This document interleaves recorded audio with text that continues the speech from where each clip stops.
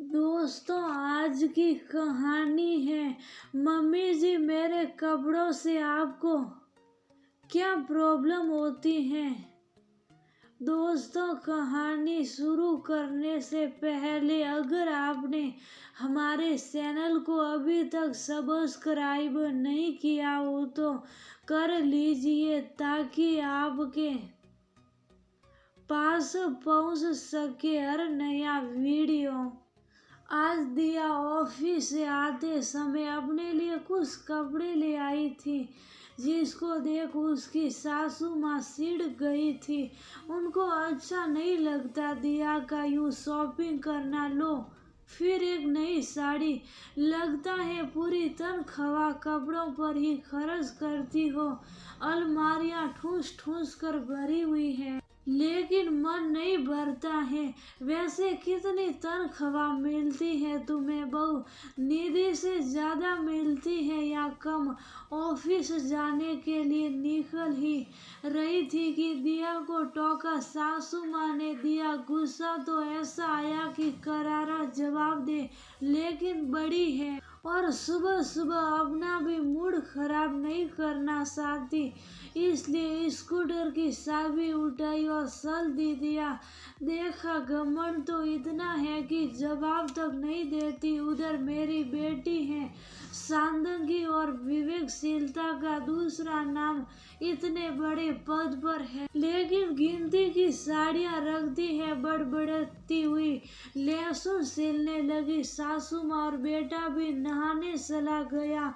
उनकी बात को अनसुना कर ये लता देवी है जो अपने बेटे करण और बहू दिया के साथ रहती हैं। एक बेटा और एक बेटी और है इनके, जो इसी शहर में रहते हैं और आते जाते रहते हैं, जैसा कि ज्यादातर घरों में होता है। जिसके साथ रहते हैं उससे कभी संतुष्ट नहीं होते वृद्ध लोग। लता जी भी उनमें से एक है, रहती दिया के साथ है लेकिन अच्छी लगती है दूसरी बहू और बेटी निधि। दिया एक प्राइवेट कंपनी में नौकरी करती है। बड़ी शौकीन और खुश मिजाज औरत है। वह कड़ी मेहनत करती है और खुलकर जीती है। ज्यादातर महिलाओं की तरह उसे भी नए नए कपड़े पहनने और तैयार होकर रहने का शौक है।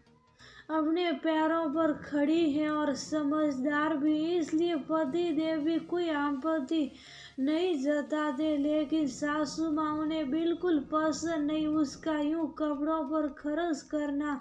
ऐसा नहीं है कि जरूरत से ज्यादा खर्च करती हैं या सिर्फ अपने बारे में सोचती हैं, लेकिन कपड़ों को व्यवस्थित रखना भी एक कला है जो बहुत अच्छे से जानती है दिया।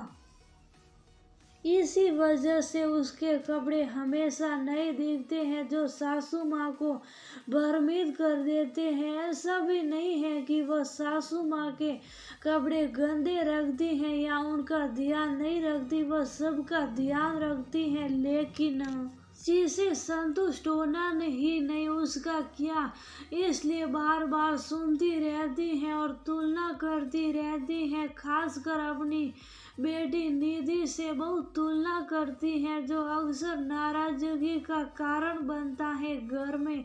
इस तरह अनजाने ही खलनायिका बन जाती है निधि, जो इन सब बातों में बिल्कुल दिलचस्पी नहीं लेती। व्यस्त होने के कारण ज्यादा समय तो आ नहीं सकती निधि दीदी, लेकिन जब भी आती है मम्मी का यही राग चलता रहता है और उन्हें समझाने में ही पूरा समय निकल जाता है। इस चक्कर में भाई भाभी के पास तो बैठ भी नहीं पाती और उन्हें भी गलत फहमियाँ होने लगती हैं। आज फिर यहाँ से गुजर रही थी निधि तो माँ से मिलने आ गई। ऐसी गलत फहमियों की स्थिति में समझदार बेटियां भी नहीं चाहती कि भाई भाभी की अनुपम स्थिति में मायके जाए, लेकिन माँ ने कोई दवाई मंगवाई थी और भाई भाभी के आने में भी ज्यादा समय नहीं था, इसलिए चली गई। माँ भी खुश हो गई। मन की बात जो भी हो, बेटी से तो कहती ही है माँ। उन्हें तो आज सुबह से ही खुजली हो रही थी मुंह में, इसलिए शुरू हो गई। पता है आज फिर नई साड़ी पहनी थी, 1000 से कम की नहीं होगी उस पर। तरह तरह का मेकअप, पता है हर 15 दिन में ब्यूटी पार्लर जाती हैं। तुम भी तो उसी की उम्र की हो, फिर भी इतनी विवेकशील हो। लेकिन उसे तो लगता है घर ही नहीं सूझता, ना पैसा बचाना ना सही जगह लगाना, बस उड़ाना। पता नहीं इतने कितने रुपए कमाती होगी, तुम्हें पता है कुछ? क्या तनख्वाह मिलती होगी उससे? मेरी तो किसी बात का जवाब नहीं देती। नाराजगी से बोलती जा रही थी मम्मी। फिर शुरू हो गई, आप कितनी बार बोला है कि यूं तनख्वाह नहीं पूछते किसी की।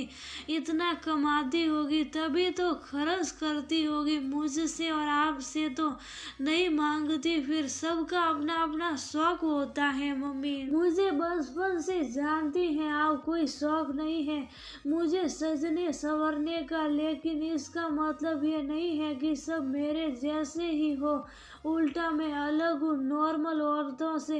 जिस तरह आप अपनी बहू को सुनाती हो कि खर्च करती रहती हैं और नखरे करती हैं, उस तरह मुझे ये कहते हैं कि कंजूस है। पर क्या करूँ, ना पसंद है ना आदत, इसलिए बोलने देती हूँ। निधि ने जवाब दिया, अरे शौक पूरे करने से कौन मना करता है, लेकिन बसत भी तो कोई चीज है। ऐसे ही चलता रहा तो बुढ़ापे के लिए क्या बचाएगी। पता है उसकी उम्र में मैंने खुद की बचत से 10 तोला सोना खरीदा था और ये कपड़ों में उड़ा रही है। आपने सोना भी अपने शौक के लिए ही खरीदा था ना, जैसी खुशी आपको सोना पहनकर होती थी वैसे उसे इन सब चीजों से मिलती। कौन कहता है कि वह बचत नहीं करती। आपने इस उम्र में अपना घर बनाया था, उसने बना दिया है, वो भी तो ये बात आपको सुना सकती है। लेकिन ये उसकी समझदारी ही है कि आपकी इज्जत करती है। फिर जबरदस्ती क्यों बेइज्जत होना चाहती हैं आप? दुनिया देखी नहीं कैसे कैसे बेटे और बहुएं होती हैं। आपको अच्छे मिले हैं तो आराम से रहिए ना, और उनको भी रहने दीजिए। निधि समझा ही रही थी कि अरे दीदी आप कब आई। दरवाजा खोलकर अंदर आ गई। दिया अभी ही आई, आज इस तरफ ही आई थी। तो निधि ने बताया, अच्छा साई लोगी ना, शाम का खाना यही बना रही हूँ, खाकर जाना। किचन में जाते हुए बोली दिया और समझ चुकी थी मेरी की बात सुन ली है उसने। लेकिन खुशी थी कि माँ समझे ना समझे दिया की गलत फहमियाँ जरूर दूर हो चुकी हैं अपनी ननद के प्रति। और दिया बहुत खुश भी थी कि उसकी ननद बहुत अच्छी है। वह माँ को भ्रमित नहीं करती बल्कि माँ को तो वह समझती है। दिया की ननद की तरफ से जो शिकायत थी वह दूर